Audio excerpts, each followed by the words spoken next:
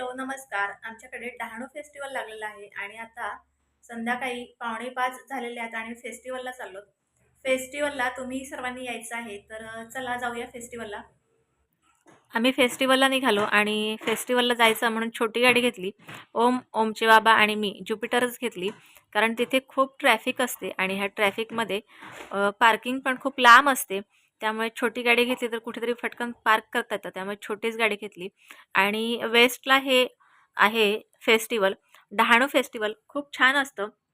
खूप लांबून लोकं येतात आणि बघा रस्त्यालाच खूप ट्रॅफिक आहे.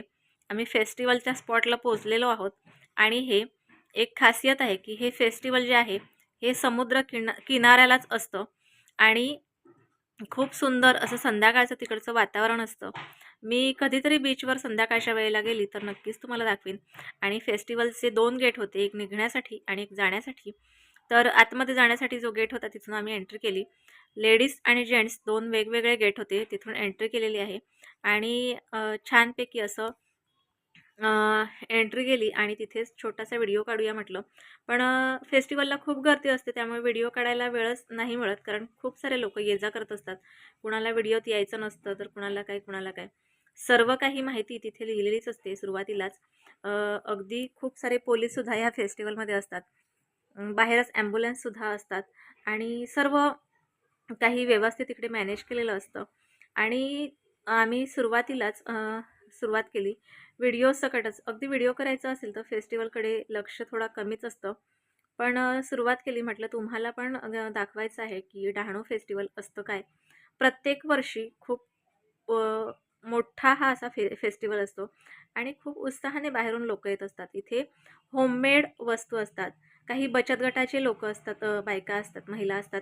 त्यासुद्धा आपल्या हाताने वस्तू बनवून आणि इथे त्याचं प्रदर्शन करत असतात. बघा छानपैकी ज्वेलरी असते, कपडे असतात, खूप साऱ्या वेगवेगळ्या वस्तू असतात, ज्या खूप लांबून आलेले असतात लोकं वस्तू घेऊन. काही असे घरगुती आयटम बनवलेले असतात, जे आपण वाळवणीचे ज्याला पदार्थ म्हणतो ते असतात आणि ह्या बऱ्याच वस्तू असतात, जे वाण म्हणून सुद्धा आता देण्याची प्रथा आहे. साबण असतात, देवांच्या काही लहान मोठ्या वस्तू असतात.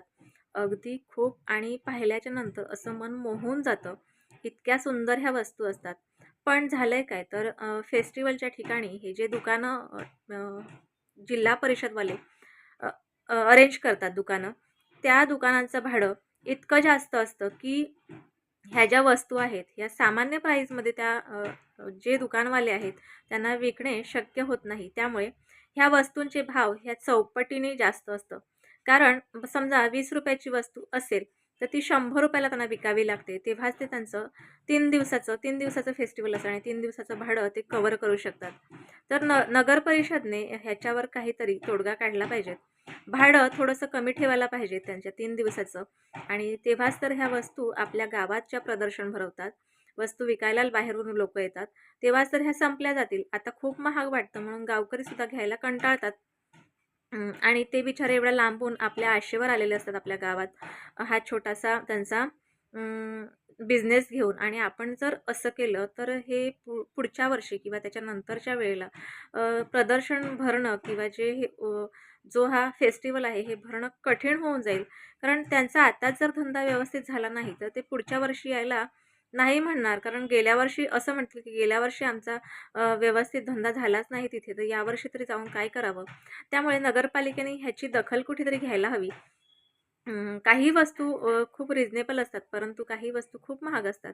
त्यांना इलाज नाही, कारण नगरपालिकेला एवढं भाडं द्यावं लागतं, त्यामुळे काही वस्तू त्यांना महाग विकणं गरजेचंच असतं. तर अशा ह्या बऱ्याच वस्तू धान्यसुद्धा असतात तिकडे, जे आपण जे बाहेरून घेतो त्याला खूप पावडर असतं आणि असे धान्य ह्यांच्याकडे असतात त्याला पावडर वगैरे नसतं. तर बघा खूप वस्तू म्हणजे इथे खूप सारे ब्लाऊज जी रेडीमेड आहेत ती पण रेडीमेड ब्लाऊज असतात. खूप छान व्हरायटी असतात. जितक्या आपण बघू आणि जितक्या आपण घेऊ तितक्या कमी. हातातल्या बांगड्या आहेत बघा, इतक्या व्हरायटी आहेत की किती बघू आणि किती नको, किती घेऊ किती नको घेऊ असं वाटत असतं. आणि आपल्या गावात प्रदर्शन आहे असं म्हटलं तर आपण थोडीशी तरी शॉपिंग करायला हवी. आणि इथे बघा इथे काय चालू आहे, खूप छान मुली तयार झालेल्या आहेत आणि इथे फॅशन शो असतात, भरतनाट्यम असतात, गायन स्पर्धा असतात, इतक्या स्पर्धा असतात. इतके छान-छान प्रोग्राम अरेंज केलेले असतात. बघा, लहान मुलांचं सुद्धा इथे थोडंसं असं मनोरंजन व्हायला पाहिजे. त्यासाठी सुद्धा नगरपालिका खूप छान प्रयत्न करते. परंतु भाडं खूप जास्त दुकानाचं ठेवतात. त्यामुळे ह्या लोकांना विक्री करणं खूप कठीण होतं. आणि हे बघा जवळच बीचला लागलेलंच आहे हे आणि बीचवर पाठीमागून गेलो आणि संध्याकाळचं वातावरण म्हणजे बीचवरचा सांगायलाच नको आणि त्यातनं आमचं डहाणूचं बीच हे अतिशय सुंदर असतं. खूप स्वच्छता असते तिथे आणि बघा काय इतकं सुंदर वाटतं ना, की म्हणजे असं वाटतं, की आजची पूर्ण संध्याकाळ कधीही रात्र होऊ नये असं वाटतं. आणि इतकं छान इथे बोटिंग पण करायला 12ही महिने बोटिंग करता येतं. इथे खूपसे लोकं असतात, जे 1-2 बोट असतात त्या घेऊन ते लोकं बोटिंग करण्यासाठी आपण जाऊ शकतो.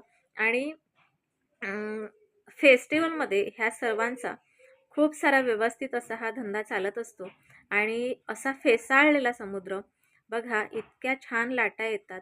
अगदी छान वाटतं आणि कालचा दिवस इतका वारा होता.